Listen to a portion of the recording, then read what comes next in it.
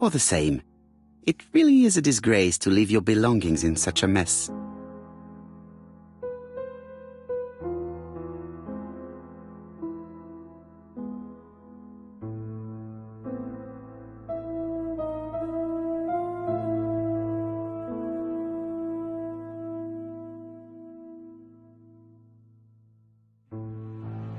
Voila!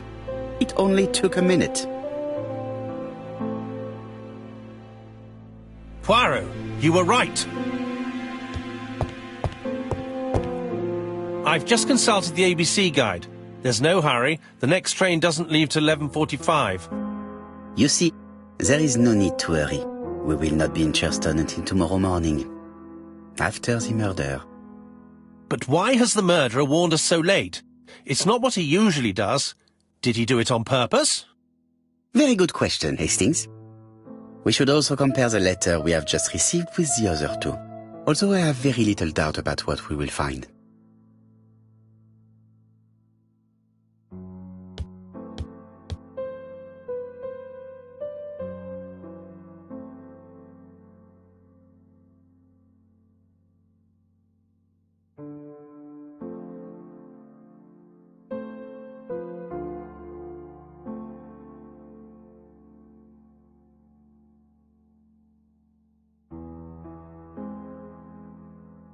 Hastings' photo album. He is very proud of his bag.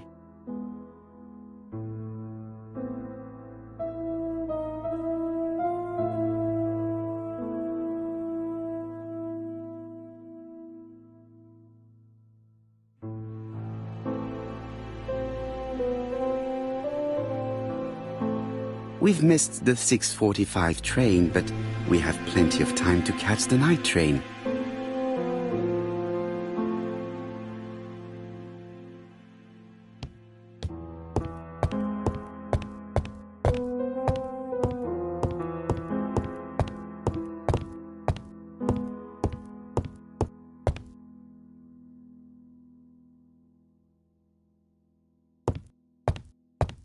It is not a good time.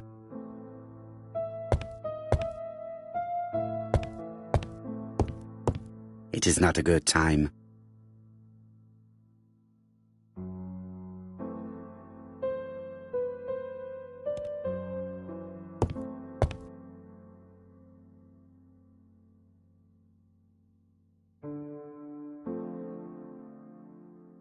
Poor Mr. Poirot. Not so good at these little criminal matters as you thought yourself, are you? Rather past your prime, perhaps? Let us see if you can do any better this time. This time it is an easy one. Churston on the 30th. Do try and do something about it. It is a bit dull having it all my own way, you know. Good hunting. Ever yours, ABC.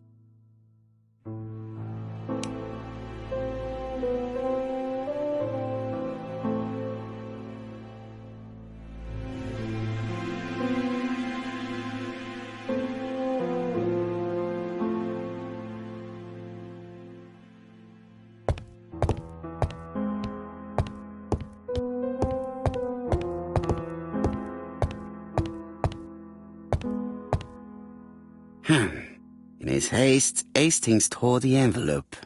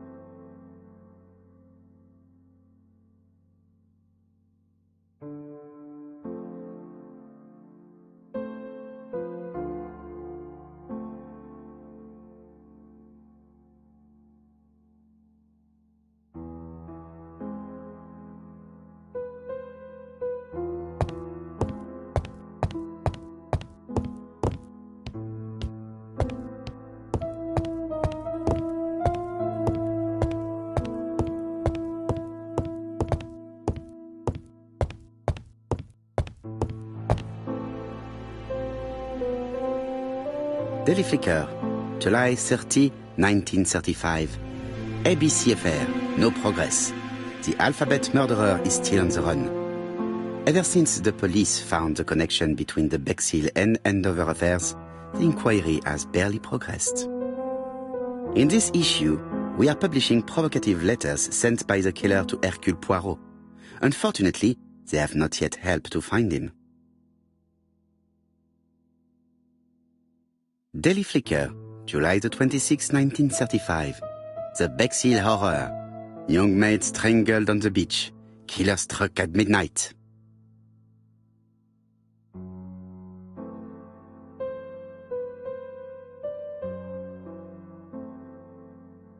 Ah, some cool air.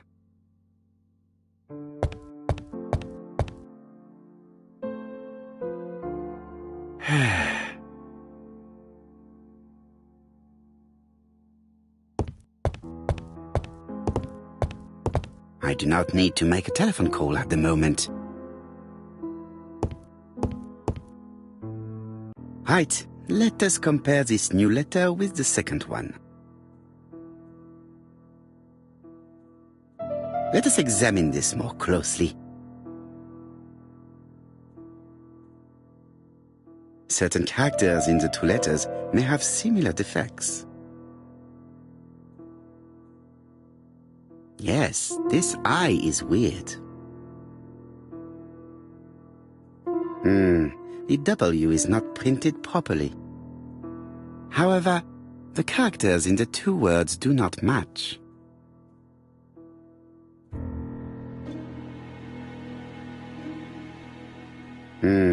The W is not printed properly.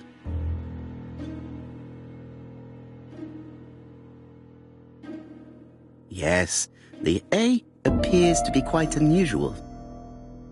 However, the characters in the two words do not match.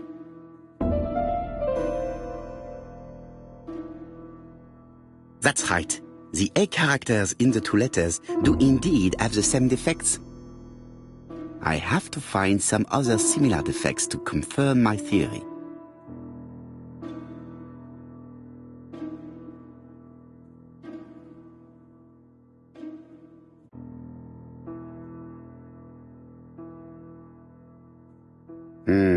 The W is not printed properly. Of course, the W characters in the two letters do indeed have the same defects. I have to find some other similar defects to confirm my theory.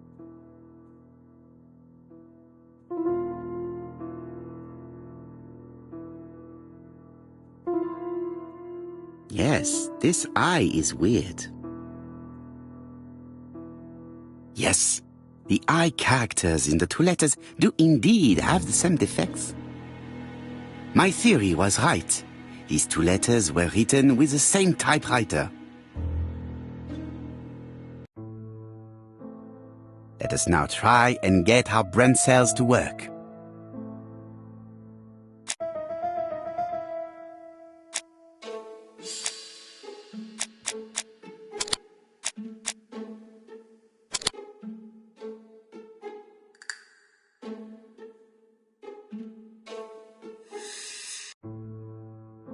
The letter should have arrived in time. The postmark shows that it was sent 3 days ago. However, our man made a mistake in the address, which explains the delay. All the same, the post office took their time correcting the error. Come on, Poirot. Your address is not quite as well known as that of Scotland Yard. Poirot, the telephone. It must be Jap.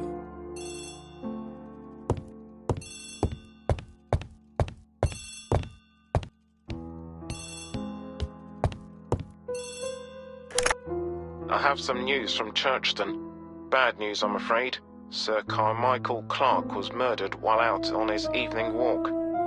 Sir Carmichael Clark. The name is familiar to me. He was a famous throat specialist, one of the best in London. A wealthy man, he retired to Combside, a beautiful house by the sea. He collected antiques. Are you going there? Yes, let's meet on the train.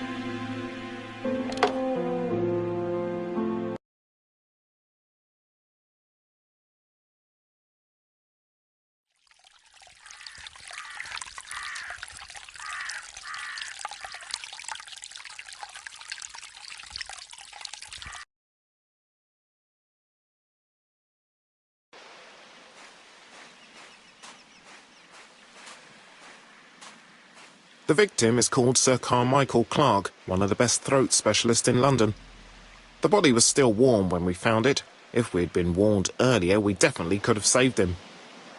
It appears that the murderer made a mistake when he wrote his letter. A mistake? Lucky for him.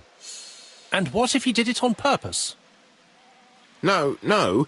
He's defined his madcap rules and he's sticking to them. It's a matter of pride for him. Shall we go up to the house, Poirot? You go, my friends. I will come soon.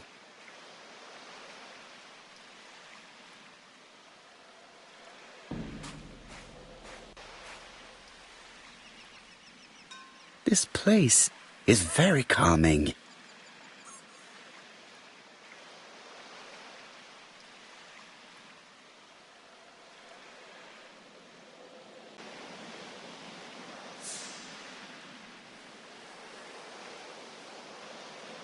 The site is exceptional.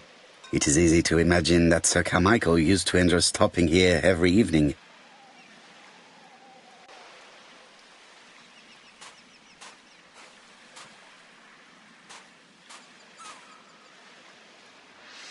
Jap has emptied the victim's pockets and has laid out their contents on this piece of wax cloth.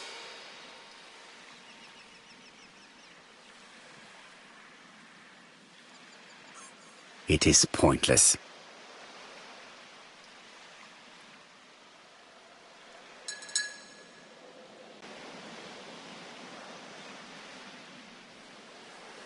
A signet ring, very probably with the Clark family's coat of arms.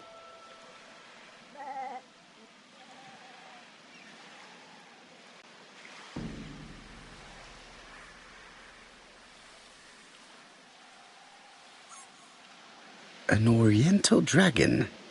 It's an old piece, much older than the pocket watch on which it was fastened.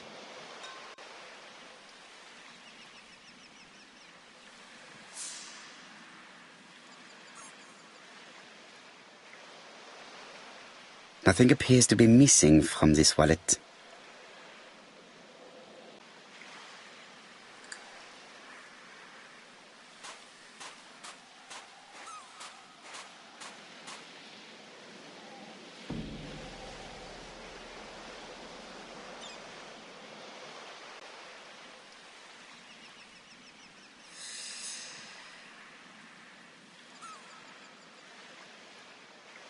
An ABC guide. The murderer's customary signature, covered in blood this time. Sir Carmichael's throat was cut. It's a clean incision, a professional murder. The gravel on the path has been sprayed with blood that covers a conical-shaped area, which starts at the body and becomes wider as it moves further from the bush. Apart from the wound to the throat, the body is untouched. No cuts, no bruises.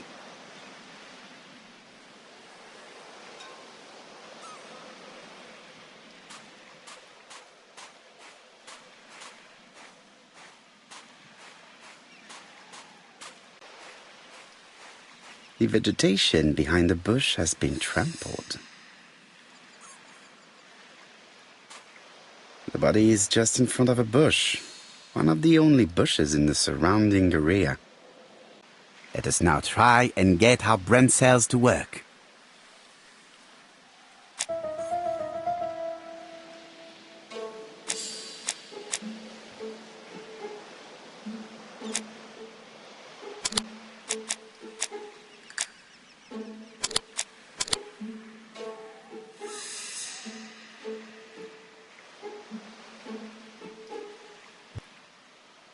Sir Carmichael had his back to the bush when the killer cut the throat from behind.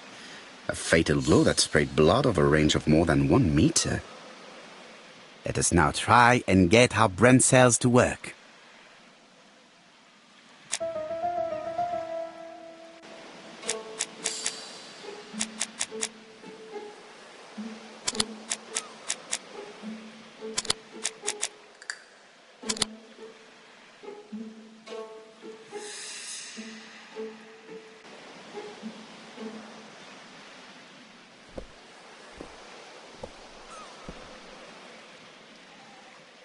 Have you finished, Poirot? Chief Inspector, many questions remain unanswered, but I am certain of one thing.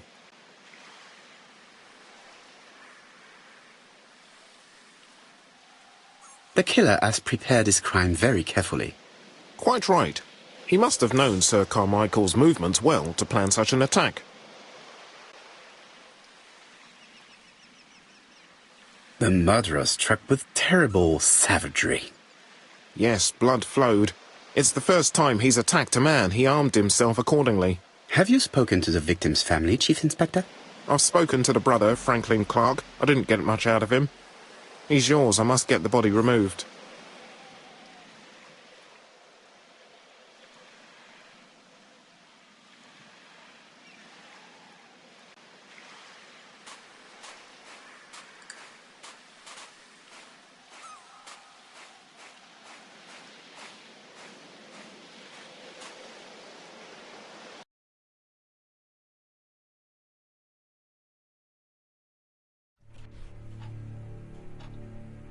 To be honest, this inspector seems rather obtuse. I'm counting on your friend Poirot to catch my brother's murderer. Ah, here he is now. Please, Mr. Poirot. Mr. Poirot, this is my brother's secretary, Miss Thora Gray. Pleased to meet you, Mr. Poirot. Would you like some tea? No, thank you, mademoiselle. I find it hard to digest.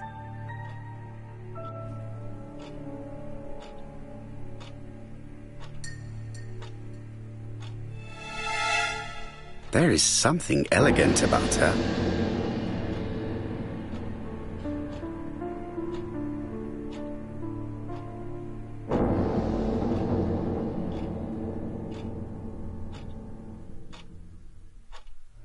She has good taste, except perhaps in her choice of jewelry. Please excuse me, I have to take care of Lady Clark.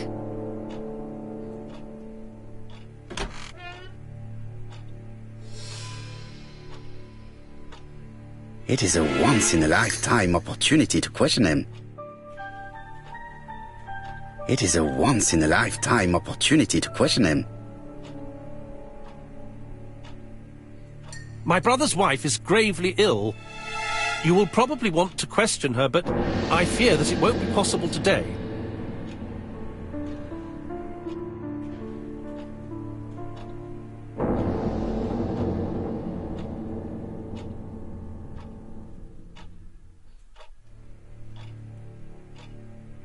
Of course, I understand. Someone set a trap for your brother. Who was familiar with his habits? Everybody knew he took his evening walk at 8:30, and that he always followed the same path.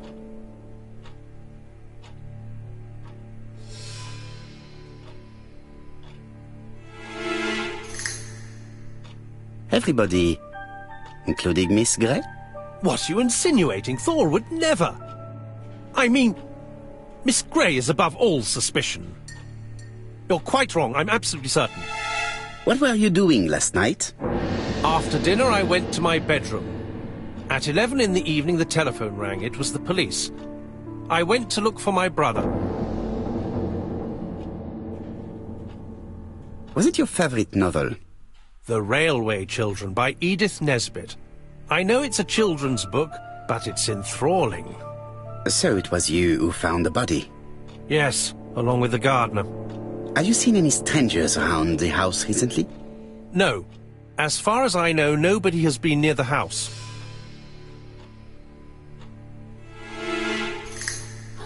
Miss Clark. Oh, Lady Clark must have fallen from her chair. I have to help Miss Gray get her up.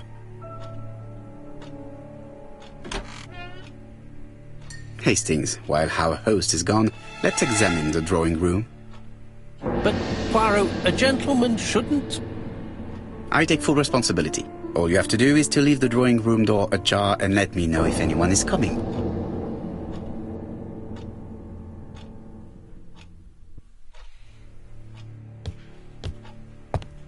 There are some very valuable objects here.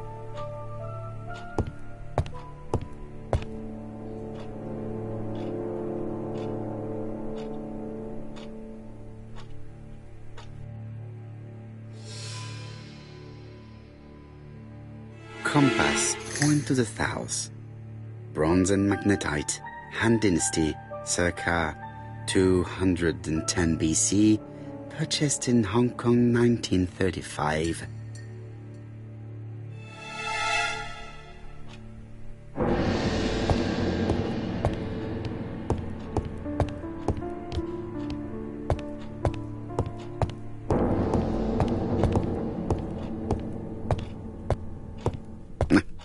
I'm not going to leave now.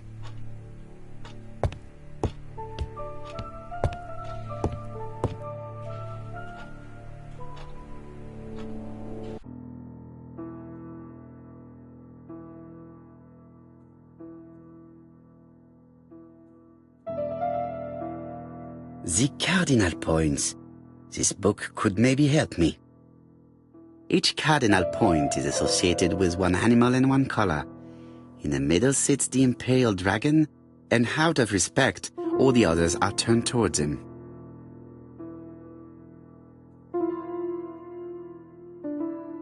Each cardinal point is associated.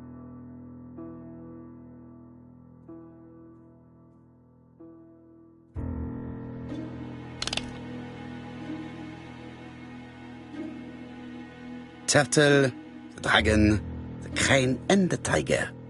I think I've already seen this motif somewhere.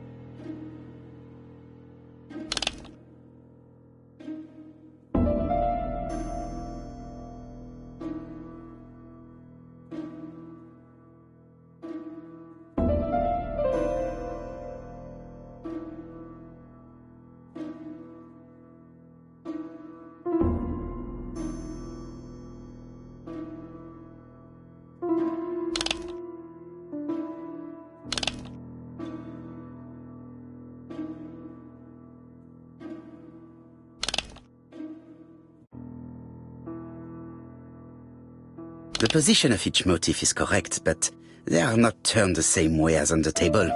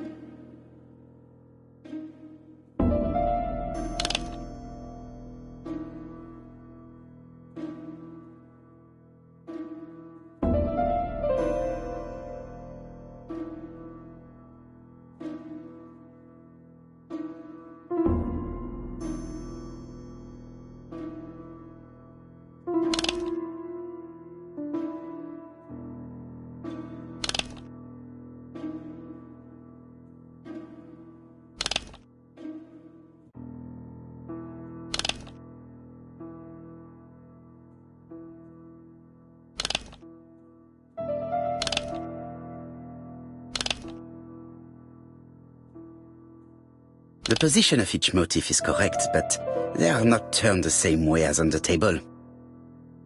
I think I heard a bang. Could it be this cupboard? This is interesting.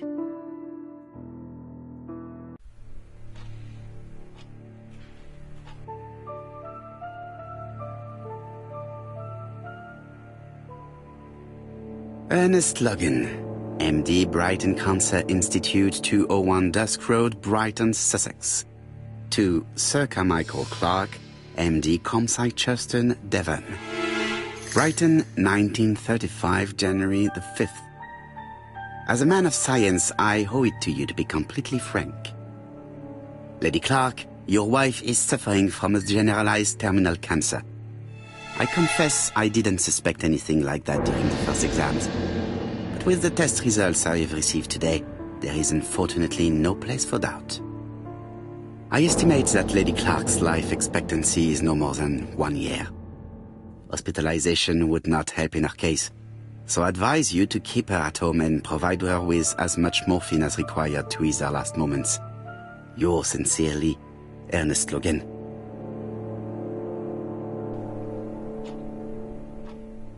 These daggers are only ceremonial weapons.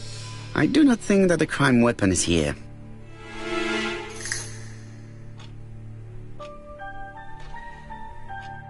Here's Miss Gray. Sorry to keep you waiting. Lady Clark's condition requires regular care. I believe you want to ask me a few questions. Indeed, mademoiselle. This porcelain is remarkable. Is it old? It's about 3 centuries old, I believe. Wait, let me find the reference.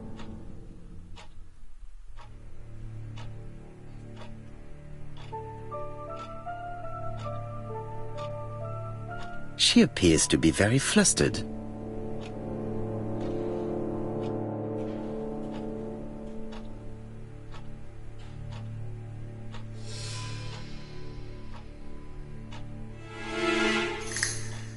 She's unable to hide her emotion, and her makeup has been disturbed. I think that this young woman has just been kissed. Here? Teapot with black dragon, Gangshi period, end of the 17th century. It is a rare piece with unusual colours. You have a good knowledge of art history. Acquired while working with Sir Carmichael. I used to help him manage his collection and choose his new acquisitions.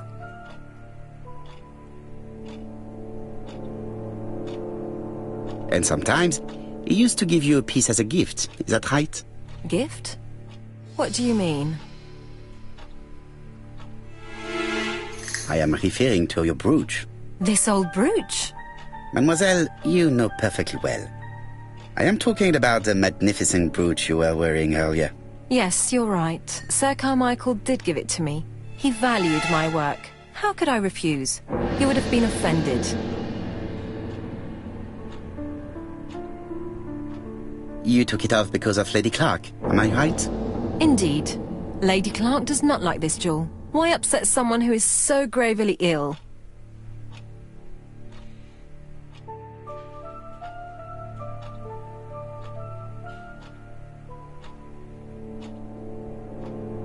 I see. Maybe Lady Clark is a little jealous. Mr. Poirot, do not be mistaken. There was nothing going on between Sir Carmichael Clark and myself. It's just... how should I say?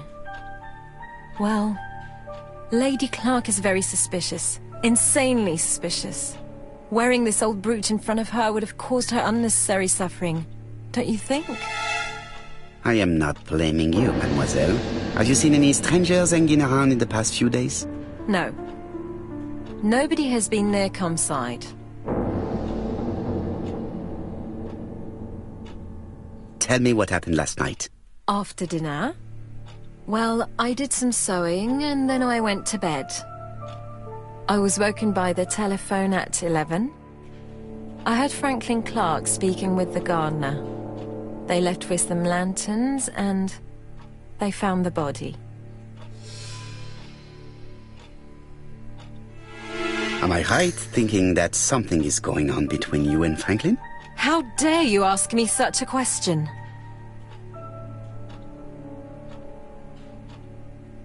Mademoiselle, it is difficult to hide things from me. He kissed you earlier, did he not? My goodness, with Sir Carmichael's death, I was feeling so awful, so worried. I was unable to resist. I am not judging you, mademoiselle.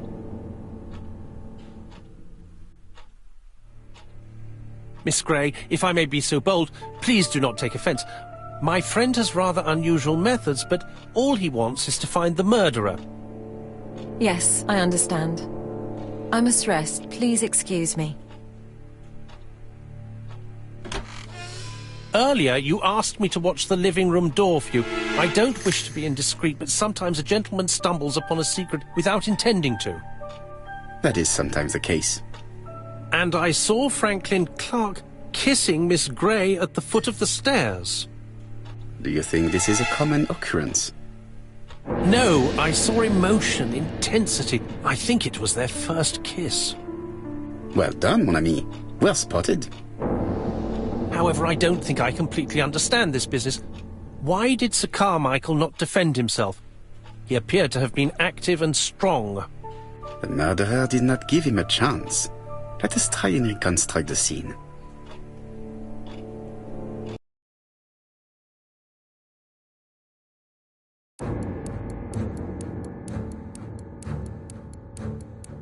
Sir Clark is taking his customary walk.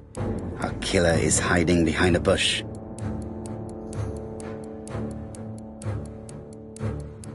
The old man walks quietly along the gravel path.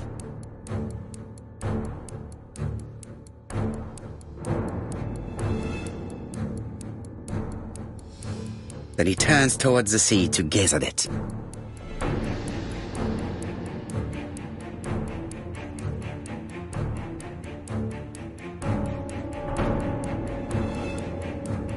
The killer leaves his hiding place on the right-hand side. He approaches silently over the grass.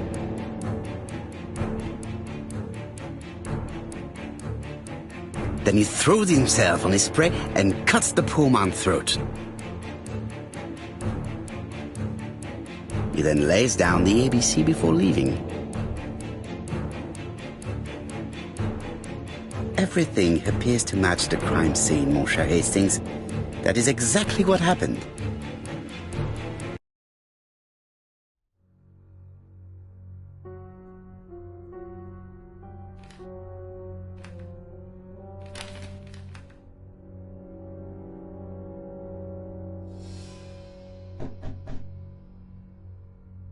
Oh, just a minute. I'm getting dressed.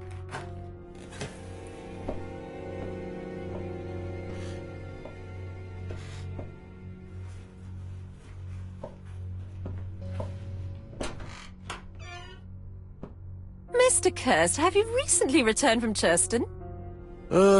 Yes, indeed I have. Have you seen the papers? And to think that you might have rubbed shoulders with the killer. Imagine that. Mr. Kirst, are you all right? You don't seem well. My apologies. My throat is burning and my head feels heavy. It's ever since the war, you know. Since my injury, my head has never been the same.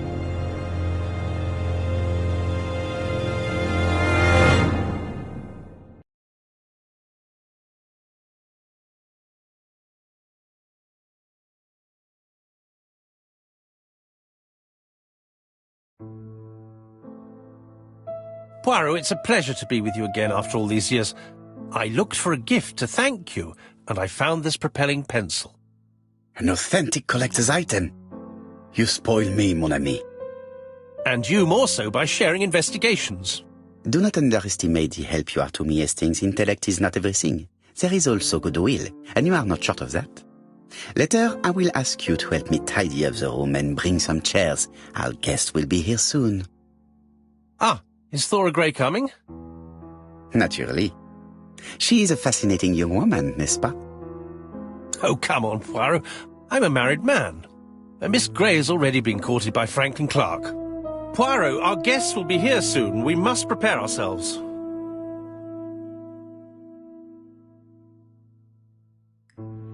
I should take advantage of the silence to examine them.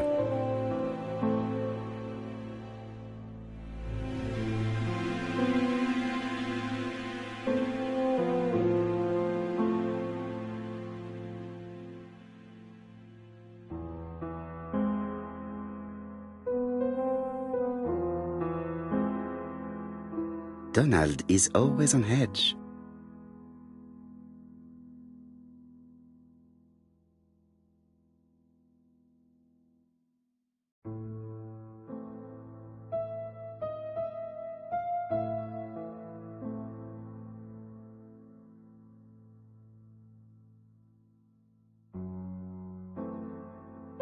Leave me alone.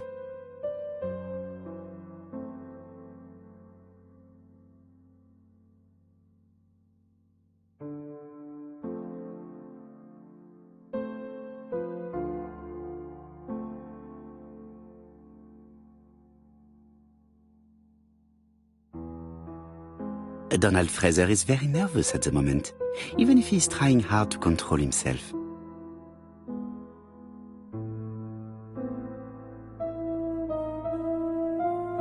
She appears to have taken more care with her appearance than the last time.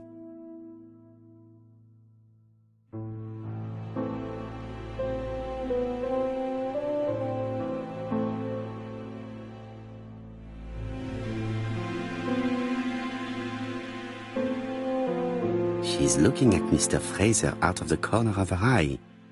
Did she make herself beautiful for him?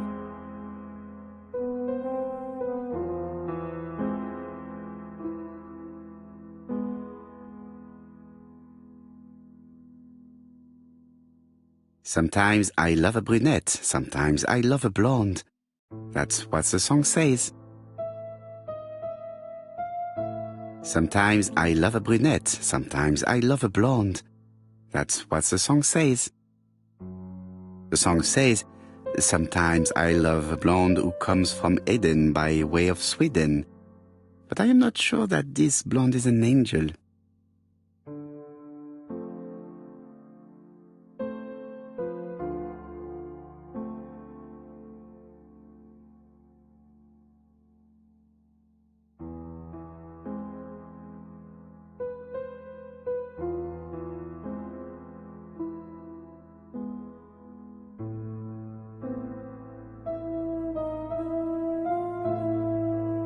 I should take advantage of the silence to examine them. I should concentrate. I should take advantage of the silence.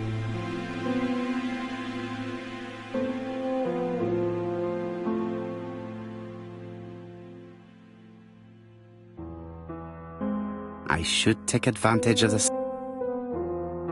song says, I should take advantage of the silence to examine them.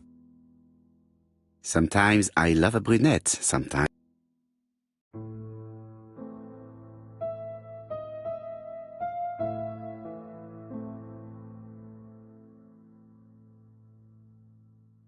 Franklin Clark always seems at ease, regardless of where he is. Something that's unique to people who travel. Franklin Clark always seems at ease, regardless of where he is. Something that's unique to people who travel. I ought to concentrate on my guests. I wish to thank you all for coming. I wanted to bring everyone close to the victims here in order to unmask the murderer. Get to the point, Mr. Poirot. What do you want from us?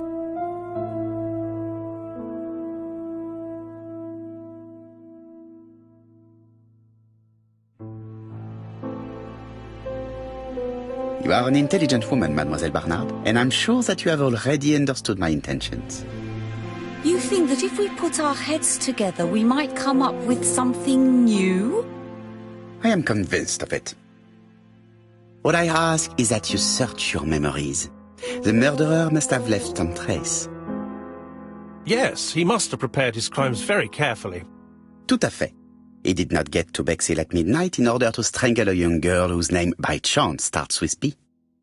Must we go into that?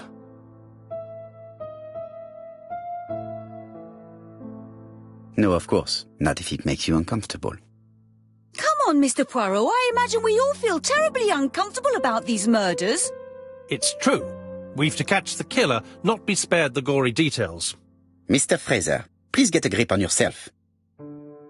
Well, I want to help you, but I don't remember anything else.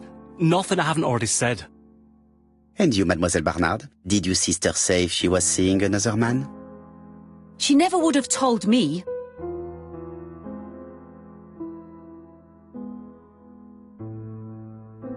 Why would she hide the fact from you? Betty knew I didn't approve of her behaviour. Her flirting was spoiling any chance she might have had. Tell me, mademoiselle, what did you talk about with your sister? Silly things. Her new dress. She wanted a pair of black stockings to go with it. Mother bought her a brand new pair. The day it happened, she was crying. And to think that Betty never even wore them. Poor Mummy. Your sister used to sing, I believe. Did she ever perform in public? She dreamt about it, but she had a very bad cough. It troubled her greatly. She had to cancel auditions and miss lots of opportunities. A pity. Yes, she sang well, but that doesn't tell us much about the murderer. Qui sait? In any case, we now have enough information to draw up a relatively precise psychological profile. Let us now try and get our brain cells to work.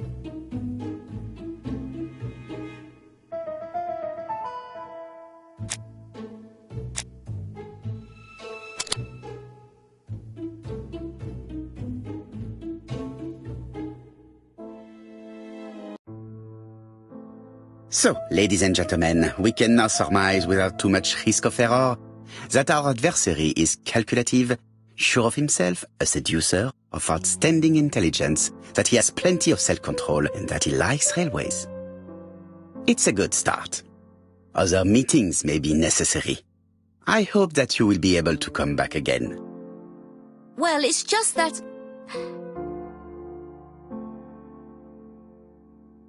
Is something bothering you, Mary? Well, Mr. Poirot, you see, I don't know if I can come to London just like that. It's normal that people helping with this inquiry should be reimbursed. Starting with you, Miss Drower. Please allow me to pay for your train tickets. Oh, sir, I cannot accept. But you must. Mademoiselle, I may not be rich, but my brother left a fortune which will be mine. Mr. Clark, that's very generous of you. Well, someone has to foot the bill. Mr. Poirot, would it be possible for you to come back to Devon? Lady Clark has expressed a wish to see you. We'll adjust her medicine so she'll not be too drowsy. But of course, I shall come the day after tomorrow if it is convenient. Thank you all for coming. We will meet again soon. The meeting was most fruitful. Really? Hastings, I believe now we have everything we need to find a common point between the victims. Now it is time for us to use our grey matter. Let us now try and get our brain cells to work.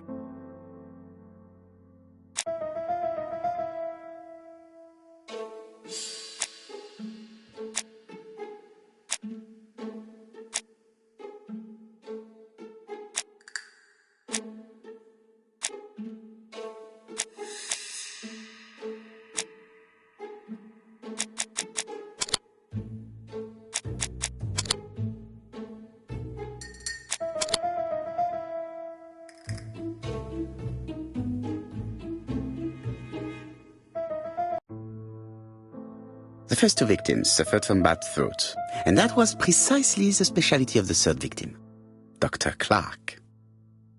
We have a lead. It would pay to take a closer look at the medical records of Dr. Clark's patients. We'll do so during our next visit to Churston. I will do it myself, mon ami. You must remain in London just in case ABC sends us another letter. Very well, as you wish.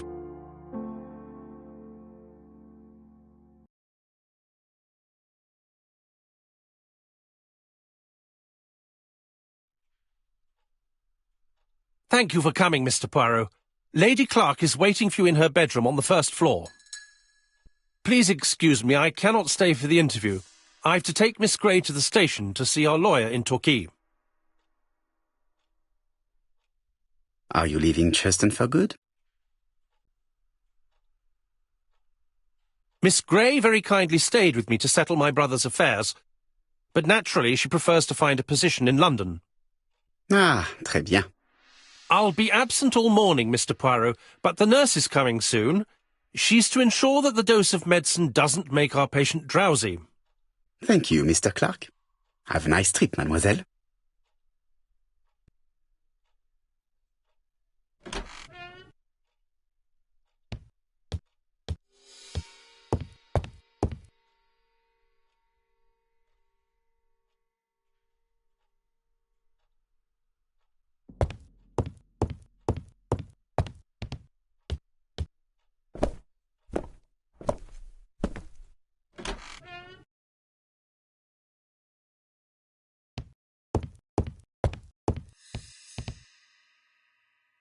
This poor woman is very ill.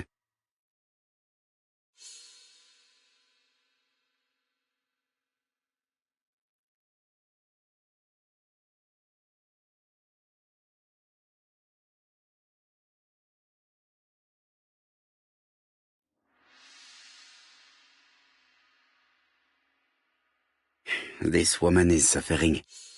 She is in no state to have a conversation.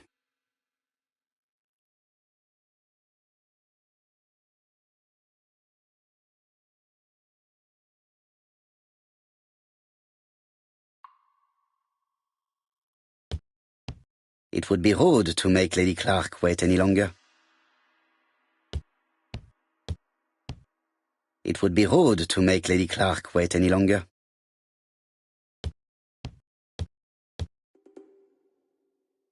Mr. Poirot? My respects, madame. Thank you for coming. Thank you. Have you seen the nurse? She should have been here by now. Oh, I'm sorry. The telephone in the hall is ringing.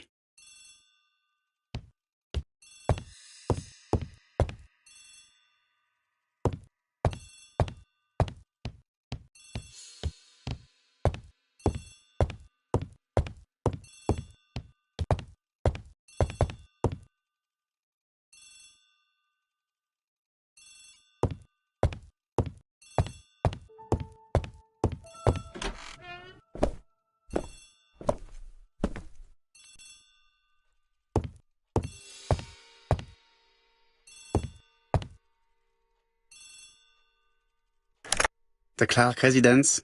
Detective Hercule Poirot speaking. How do you do, Mr. Poirot? I'm Lady Clark's nurse. I wanted to let you know that I won't be able to come for her injection today. Might Miss Grey be able to do it? She has just left, but I will take care of it. Thank you. That's very kind of you. You'll find the skeleton key to open the medicine cabinet hidden in the lion trophy. You can count on me. Au revoir, mademoiselle. Oh, thank you kindly. Goodbye, Mr. Poirot.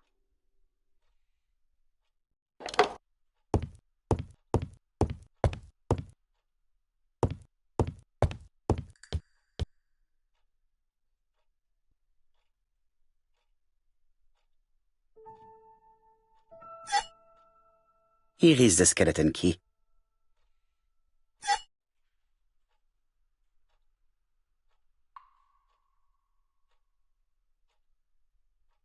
April 1925, Aceh Province, Sumatra.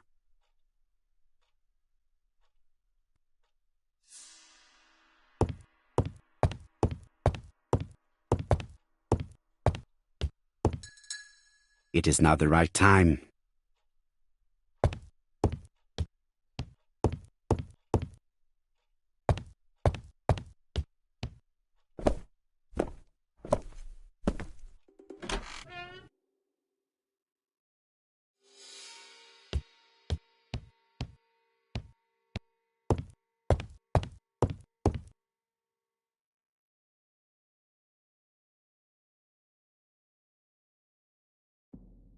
It's closed.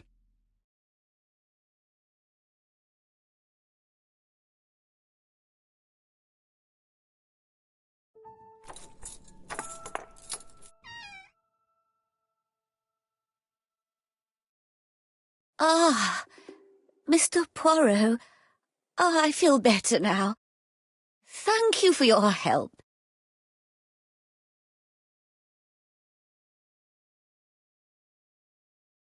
You asked for me, chère madame. Yes, of course, I wish to speak with you. But what was it about? No doubt. You wish to talk to me about what happened to your husband? Ah, yes. Oh, poor Carmichael. Has the madman who killed him been caught? Not yet, chère madame. There was a great many people in Cheston on the day of the murder. Indeed. People go straight to the beach. They don't come near Coomside. So, there were no strangers around the house that day?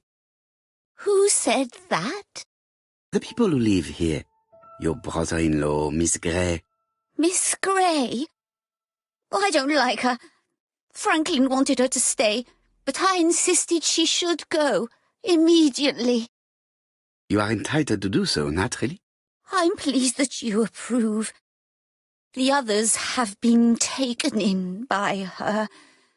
But at least you can see through that self-pity act. See what she's up to. Oh.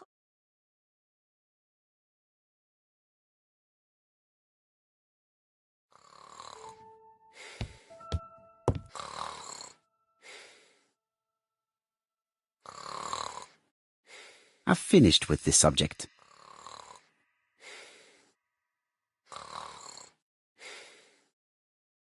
This subject will probably be useful to me.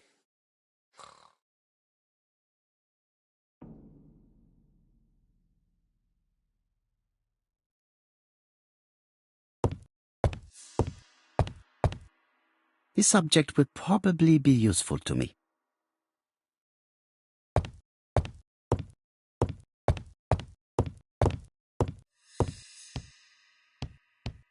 She's sleeping. I must find a way to wake her up gently.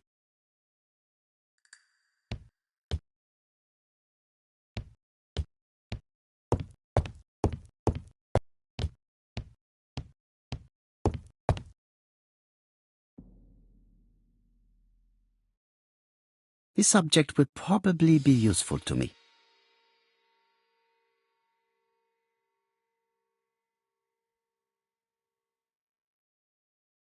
This couple appears to be having fun.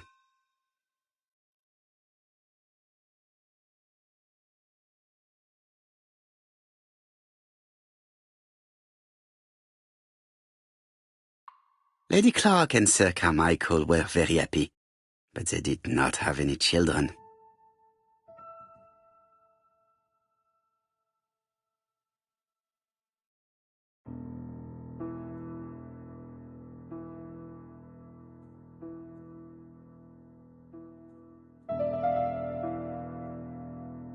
The mechanism appears to be broken.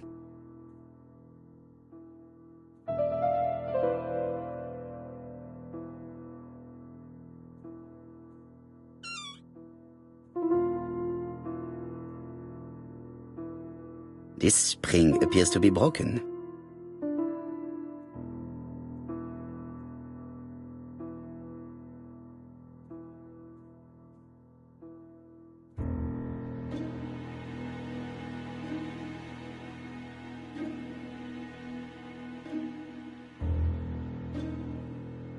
Firstly, I have to take it apart.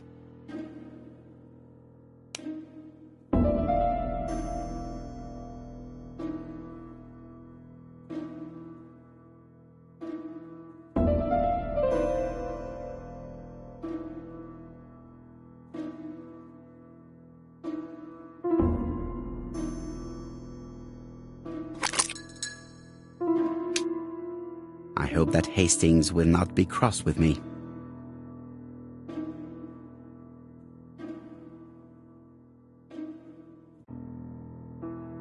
This is where the combs go.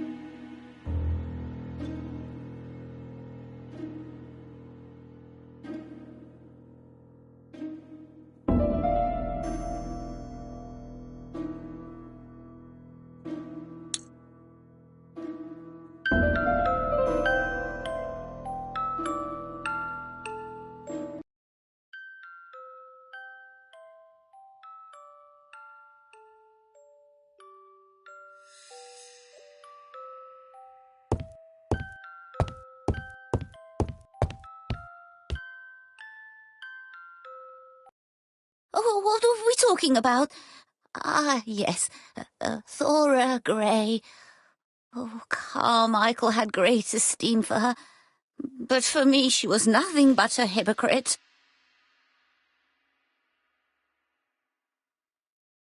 Miss Grey was a hard worker, though. Thank goodness. Fortunately, she was good at her job. I don't see why you all think you should have to defend that girl. You are very harsh. Do not forget that the girl is an orphan. Yes, and she used the fact to get around men. Take Franklin. He's fallen for her sweet-talking charms. Oh, he's a lovely boy, very plucky and sure of himself. But so naive, oh, when it comes to women.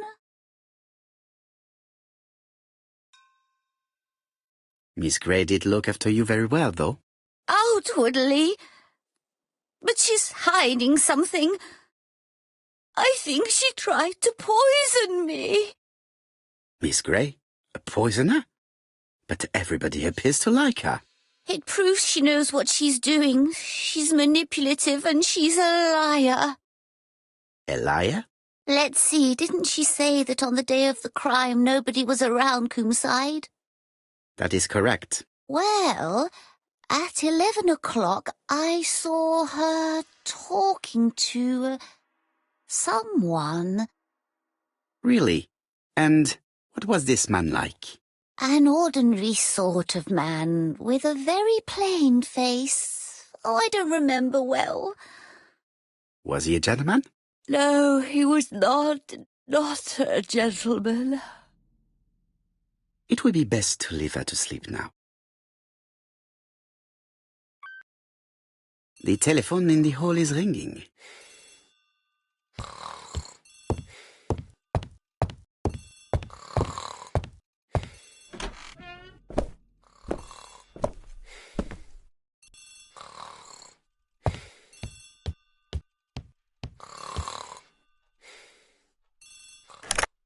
Hello?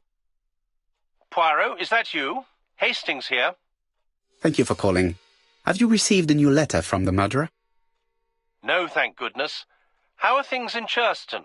I questioned Lady Clark, but I will not leave until I have examined everything of interest to me here. Fortunately, Franklin is absent, and I have a skeleton key. Have you seen Thora Grey again? Briefly. But rest assured, I intend to summon her to London soon. She's a fascinating girl. But secretive. I would like to ask her a few questions. Poirot, she wouldn't hurt a fly. Each to his own, my friend. Yours are pretty orphans, mine old ladies that have the maladies. Poirot, are you mocking me? No ill intended, rest assured. À bientôt, mon ami.